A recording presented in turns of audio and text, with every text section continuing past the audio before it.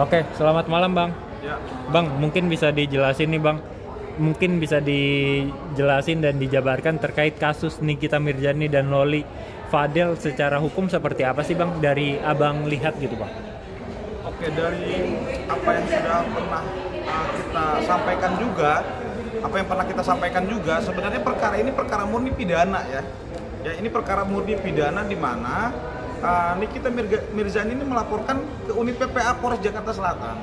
Ya, terkait apa? Terkait 3 sangkaan pasal yang kurang lebih ya, itu yang di LP-kan oleh Nikita Mirzani kepada siapa? Kepada yang diduga terlapor adalah pacarnya, anaknya sendiri ya. Apa sih yang kemarin ini yang disangkakan dalam LP-nya adalah undang-undang perlindungan anak ya, pasal 75, pasal 76, kemudian undang-undang kesehatan, dan juga ada juga KUHP pasal 348 mengenai upaya paksa melakukan persetubuhan anak di bawah umur serta aborsi ya. Jadi ini kami menilai ya, berpendapat ini murni adalah perkara pidana yang menjadi perhatian untuk kita semua gitu loh, mengenai soal bagaimana keluarga melindungi anak-anaknya dari hal-hal yang kurang baik gitu loh. Nah Bang, Nikita Mirzani sebelumnya kan sudah melaporkan kekasih Loli. Nah, mungkin bisa dijelasin secara hukumnya seperti apa sih Bang? Oke, jadi memang kalau kita bicara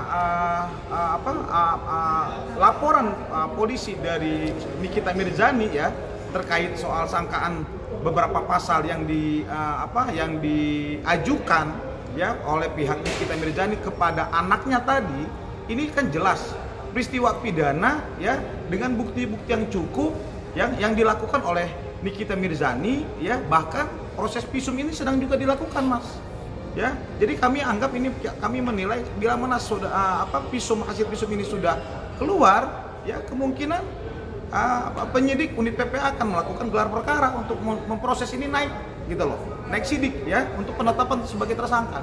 Nah, ini sebagai peringatan gitu loh, bahwasanya posisi anak ini sangat kita lindungi di negara kita ini gitu loh. Ini yang harus diperhatikan oleh kita semua gitu loh, bahwasanya Indonesia negara memiliki perlindungan, undang-undang perlindungan soal anak dan wanita ya. Ini yang utama yang harus kita sampaikan. Bang, untuk kekasih Loli sendiri terancam berapa tahun hukuman pidana penjara Bang jika laporan Nikita Mirzani terbukti nih Bang? Oke, jadi kalau kita bicara akumulatif ancaman hukuman ini kan bisa maksimal Mas ya, dicari ini bisa maksimal ya. Apakah nanti yang dicari pidana khususnya mengenai soal perlindungan anak itu ada 15 tahun ya, bahkan ada juga untuk perlindungan anak ini hati-hati nih, ada pidana tambahan ya yang diajukan oleh jaksa nantinya ya. Saya pikir ini kalau diberikan ancaman maksimal mungkin bisa di atas 15 tahun ya, dengan pidana tambahan seperti itu. Bang, Loli kan masih di bawah umur nih Bang, belum dewasa. Jadi sebenarnya siapa yang paling memiliki wewenang dan otoritas terhadap Loli Bang? Oke, undang-undang sudah jelas ya mengenai soal batas usia anak tuh berapa tahun ya. Batas usia di beberapa undang-undang di Indonesia ini adalah 18 tahun ke bawah. Kalau kita lihat secara fakta di berita, anaknya Nikita Mirzani Loli ini umur 17 tahun ya, otomatis dikategorikan secara undang-undang di bawah anak di bawah umur ya. Apa hak dan kewajibannya? Kewajiban orang tua masih dalam kewenangan orang tua, pengasuhan orang tua, pengasuhan keluarganya ya. Jadi tentunya Nikita Mirzani punya kewenangan untuk melindungi, untuk mengasuh, membimbing anaknya Loli ini karena masih kategori anak di bawah umur seperti itu. Bang, terakhir di live-nya asisten Nikita Mirzani ini mengatakan mereka diduga mendapatkan ancaman pembunuhan nih Bang, dan rencananya Senin Nikita akan kembali melaporkan kekasih Loli ini ke polisi Bang. Nah, kalau terbukti kena ancaman hukuman penjara berapa tahun Bang soal yang tadi? Ancaman ya, pengancaman ini kan pidana ya. Kalau bicara pengancaman ya tentunya kan kemarin pun mohon maaf ya, saya tambahkan juga Nikita tuh mendapatkan bukti soal dugaan undang-undang ITE soal porno aksi dan pornografi ya. Ini juga harus jadi atensi, apakah Nikita Mirzani akan melakukan pelaporan tambahan ya kepada pihak terlapor yang pertama, ataupun nanti soal rencana pembunuhan, pengancaman ya yang dialami oleh Nikita Mirzani, tentunya ya sesuai dengan KUHP ya sangkaannya untuk dilaporkan gitu loh. Jadi saya pikir berita ini sangat cukup mengejutkan masyarakat ya, yang kita anggap ini adalah perseteruan internal antara ibu dan anak karena ini memang artis ya, tetapi ternyata senyatanya di dalam ini bukan soal hanya hubungan internal aja ya, ada dugaan pidana yang dialami oleh seorang anak. Kita nggak bicara soal dia adalah artis, selebriti dan sebagainya ya, kami fokus kepada penanganan dan ini adalah perkara pidana yang harus betul-betul serius dihadapin. Karena ini soal anak, maka unitnya khusus, perlindungannya khusus, penanganannya khusus. Bicara memang ternyata ada ancaman, bicara ternyata ada tambahan bukti dari saudara Nikita Mirzani mengenai apa? Mengenai ada dugaan ya pelanggaran undang-undang ITE loh, ya penyebaran ataupun porno aksi dan pornografi. Ya tentunya Nikita Mirzani punya hak ya dengan bukti yang cukup loh, ya pendahuluan untuk bisa melaporkan kembali dengan sangkaan pasal yang berbeda kepada saudara Padel ya, terlapor seperti itu. Bang, statement abang nih di repost ulang sama Nikita Mirzani juga bang. Abang sendiri nganggapnya seperti apa sih bang? Ya pada prinsipnya kami kan fokus memang di bidang hukum ya, kami menyampaikan ini independen ya, kami menyampaikan ini adalah edukasi kepada masyarakat, tidak ada kecenderungan pihak satu dan pihak dua, kami independen ya. Tentunya kami berharap masyarakat Indonesia dengan adanya kasus seperti ini bisa lebih mendapatkan wawasan hukum soal perlindungan anak dan perlindungan wanita. Harapan kami seperti itu dan kami bersyukur ya ini bisa menjadi trigger ya, dan juga awareness ya, dan juga perhatian yang lebih tinggi oleh orang tua, keluarga-keluarga di Indonesia bagaimana melindungi anak ya, anak-anaknya ya dari hal-hal yang tidak baik. Ingat, negara kita sudah cukup baik ya, telah menetapkan undang-undang pelindungan anak ya, tandanya apa? Concern negara itu betul-betul bagus. Tinggal sekarang kita kawal penegakan ini ya, penegakan hukum soal perlindungan anak ini kita kawal ya. Adanya berita ini tentunya ini menjadi trigger bagi semua aparat agar peduli, aparat agar hati-hati, para pihak negara yang ditetapkan untuk melindungi anak ini benar-benar bekerja dengan baik gitu loh ya, profesional lah kita. Kesian anak-anak kita ini, siapa lagi yang nggak bisa melindungi? Negara punya undang-undang itu. Nah oleh karenanya siapapun, tidak peduli dia selebriti, dia artis, ini masyarakat yang harus kita lindungi. Kalau memang anak-anaknya ya diduga menjadi korban, harus speak up ya. Kami sangat mendukung ya orang tua dalam menjaga anaknya dengan baik, itu bisa speak up ya untuk menjaga, melindungi anak-anaknya dari pergaulan yang kurang baik ataupun lingkungan orang, teman yang kurang baik, agar menjadi awareness bagi kita semua. Seperti itu aja mas. Bang, ini kan banyak video juga yang beredar si kekasihnya ini masih seolah kayak penantang nih bang.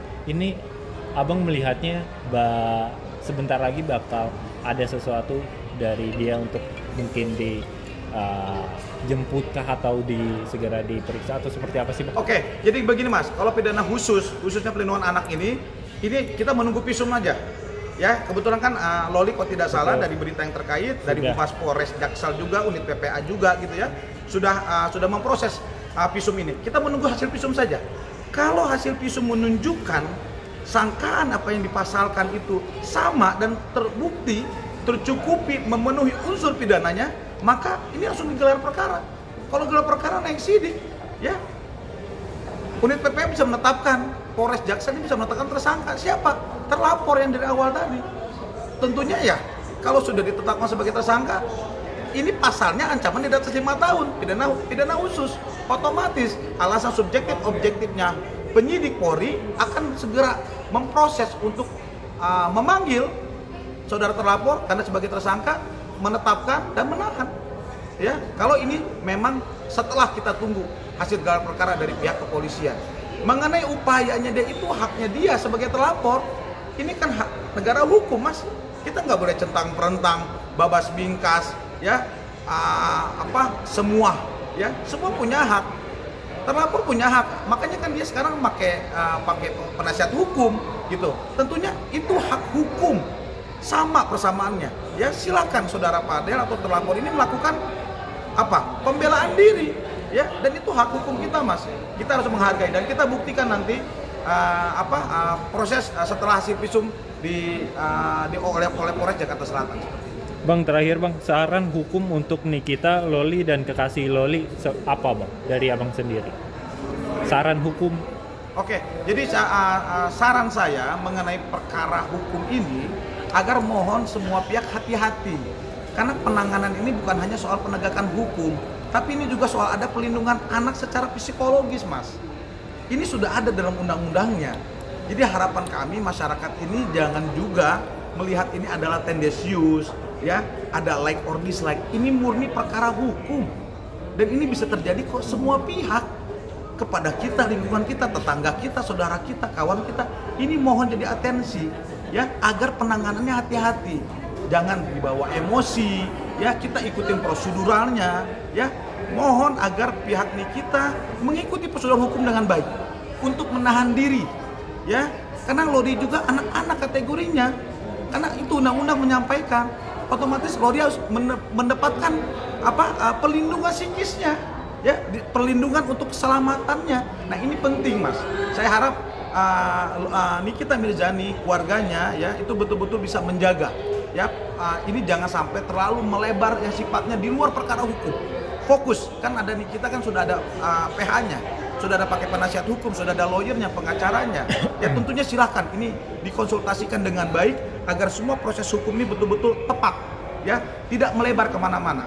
Dan psikis dari anak dan hal ini Loli itu betul-betul bisa terjaga, ya, bisa stabil. Karena penanganan ini dilindungi oleh negara. Dia akan didampingi oleh psikolog, ya, dia akan didampingi oleh UPT P4 itu untuk psikolog, ya, untuk anak. Dan ini harapan saya betul-betul dimaksimalkan oleh Loli agar dia bisa menerima di mana proses pribadi dirinya, di mana ini perkara hukum yang dialami oleh dia sebagai korban.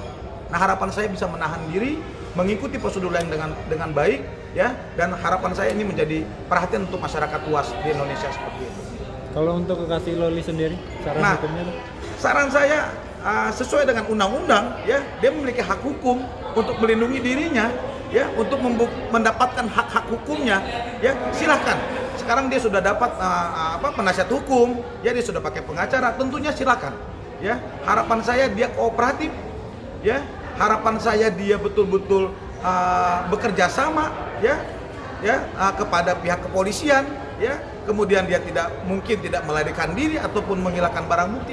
Harapan saya bisa sangat dijaga lah proses hukum dan saudara terlapor ini bisa kooperatif, ya, kepada Polres Jakarta Selatan bila mana memang ada panggilan untuk pemeriksaan sebagai terlapor. Harapan saya seperti itu.